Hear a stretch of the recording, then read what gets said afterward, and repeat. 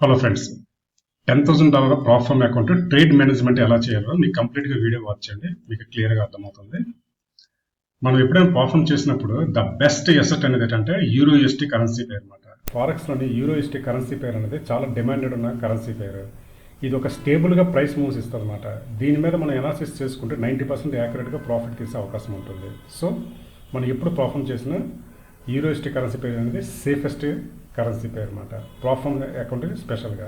Okay, average movement అనేది 300 to 400 points ఉంటుంది. Maximum 500 points per డేకి అనమాట, మంత్లీ బేస్ మీద చూసుకుంటే.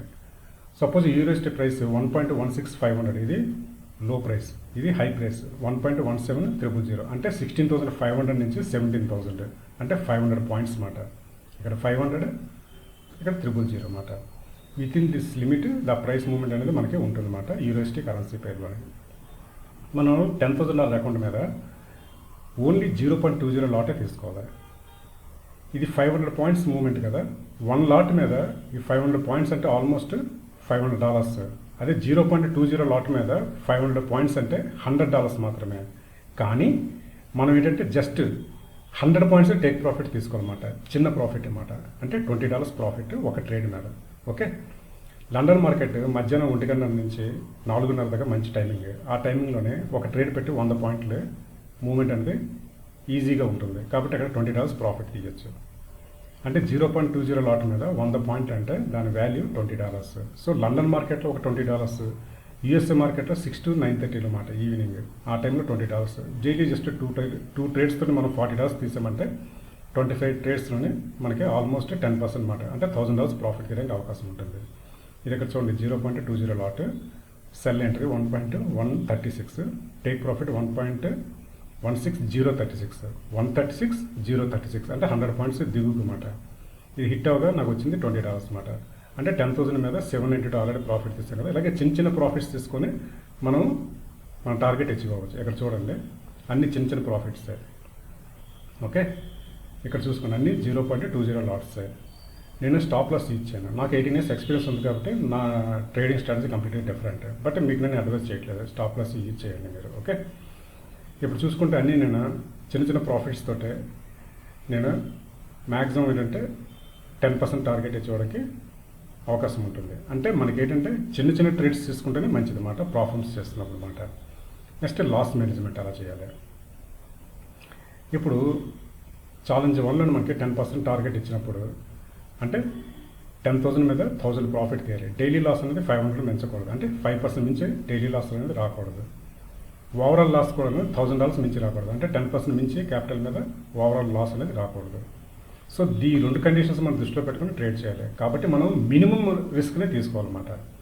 అంటే 1 ట్రేడ్ మన లాస్ లిమిట్ పెట్టుకోవాలా 0.5% ఆన్ క్యాపిటల్. అంటే $10,000 మీద 0.5% అంటే ఒక ట్రేడ్లోని $50 మించి లాస్ రాకూడదు. మనం 0.20 మీద 100 పాయింట్స్ అంటే $20 కదా, 200 పాయింట్స్ అంటే $40, 250 పాయింట్స్ అంటే $50. అంటే మనం టేక్ ప్రాఫిట్ జస్ట్ మనం పెట్టేది 100 పాయింట్స్, కానీ స్టాప్ లాస్ అనేది ఏంటంటే 250 పాయింట్స్ దగ్గర పెట్టుకోవాలన్నమాట. ఇక్కడ మీరు అనుకోవచ్చు, ఏంటి లాస్ ఎక్కువ పెట్టుకోవాలా ప్రాఫిట్ తక్కువ పెట్టుకోవాలా. ఇది ప్రాఫామ్, ఇదేమీ ఫారెక్స్ కాదు, డైరెక్ట్గా ప్రాఫామ్. ఇక్కడ మనకి ఏంటంటే daily loss limit, overall loss limit ఉంటుంటుంది. కాబట్టి కేర్ఫుల్గా చేయాల్సి వస్తుంది. కాబట్టి మనం 250 పాయింట్స్ అనేది స్టాప్ లాస్ పెట్టుకోవాలి, జస్ట్ 100 పాయింట్స్ అనేది టేక్ ప్రాఫిట్ పెట్టుకోవాలన్నమాట. లండన్ మార్కెట్లోని ఒక ట్రేడ్ ప్రాఫిట్ తీసేయాలి, యూఎస్ఏ మార్కెట్లో ఒక ట్రేడ్ ప్రాఫిట్ తీసేయాలన్నమాట. యూఎస్ఏ మార్కెట్ అంటే ఈవినింగ్ 6 to 9:30 మంచి టైమింగ్ అనమాట. ఓకే, ఈ విధంగా ఏంటంటే మనం ఈ లాస్ లిమిట్ అనేది ఒక ట్రేడ్కి 0.5% పెట్టుకోవాలన్నమాట. ఓకే, ఇంకో విషయం ఏంటంటే డైలీ లాస్ లిమిట్ అనేది 1%.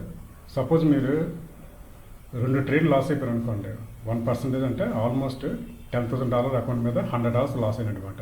ఒక ట్రేడ్ మీద $50 లాస్ అనుకుంటే 2 ట్రేడ్స్ మీద $100 లాస్ అయిపోయినట్టే. ఆ రోజు వదిలేయాలి. ఓకే, అలాగే 1 వీక్లోనే మీరు లాస్ లిమిట్ 2% మించి రాకూడదు. అంటే $10,000 మీద $200 మించి లాస్ రాకూడదు. ఒకటి వచ్చిందో బంద్ చేసేయాలి. సపోజ్ మీరు ఈ వీక్ మీరు మొదలెట్టే 10,000 అకౌంట్, ఈ వీక్లో మీకు $200 లాస్ అయిపోయింది. అప్పుడు మీ అకౌంట్ బ్యాలెన్స్ ఎంత ఉంది? 9,800. మీ ఫస్ట్ స్టెప్ ఏంటి? మీరు ఏదైతే 200 కోల్పోయారో దాన్ని ఫస్ట్ మీరు రికవరీ చేసుకోవాలి. అప్పుడు ఏం చేయాలంటే నెక్స్ట్ వీక్ మనం లాట్ సైజ్ని తగ్గించేయాలి. 0.20 ఉండేది కదా, దాన్ని 0.15 తీసుకోవాలి. ఇక్కడ 0.15 మీద 100 పాయింట్స్ అంటే జస్ట్ $15 మాత్రం వస్తుంది. ఈ విధంగా చిన్న చిన్న ట్రేడ్స్ తీసుకుంటూ మళ్ళీ మనం ఏంటంటే ఆ రిమైనింగ్ ఒరిజినల్ ఫిగర్ $10,000 అచీవ్ అవ్వాలి. దాని తర్వాత మళ్ళీ 0.20 లాట్ మీద వెళ్ళాలన్నమాట. ఈ విధంగా లాస్ని బ్యాలెన్స్ చేసుకుంటూ మనం మార్కెట్లోని ముందుకు వెళ్ళాల్సి ఉంటుంది అనమాట. అప్పుడు మనకి ఏంటంటే ఆడిచ్చిన ఛాలెంజ్ 10% అనేది ఏదైతే డ్రాడౌన్ 5% అంటే $500 మించకూడదు, ఓవరాల్ డ్రాడౌన్ $10,000 మించకూడదు. ఈ పరిధిలోనే మనం ఏంటంటే మన ఛాలెంజ్ని సక్సెస్ఫుల్గా కంప్లీట్ చేసుకోవచ్చు. ఇది చాలా టైం టేకింగ్ ప్రాసెస్ అయిపోతుంది. మీ దగ్గర మంచిగా స్ట్రాటజీ ఉండాలా. ఇంకో విషయం, లాస్ వచ్చిందా దాన్ని రికవర్ చేసుకుని ముందుకెళ్ళేసరికల్లా మాత్రం it will take minimum 2 to 3 months. అదొకటి గుర్తుపెట్టుకోండి. సో ప్రాపర్గా మీ దగ్గర స్ట్రాటజీ ఉండాలా. మ్యాక్సిమం ఏంటంటే వినేలాగా మీరు చూసుకోవాలన్నమాట. దాని ప్రకారం మీరు చేసుకున్నంతనే ఇది సక్సెస్ఫుల్గా చేయడానికి అవకాశం ఉంటుంది. ప్రాఫిట్స్ అకౌంట్ రిస్క్ డిస్కర్ అని చదవండి. ఇది అందరికీ షూటబుల్ కాదు. ఒక ఎడ్యుకేషన్ పర్పస్ మాత్రమే నేను జస్ట్ నా ఐడియాస్ని షేర్ చేస్తున్నాను. Thank you for watching this video.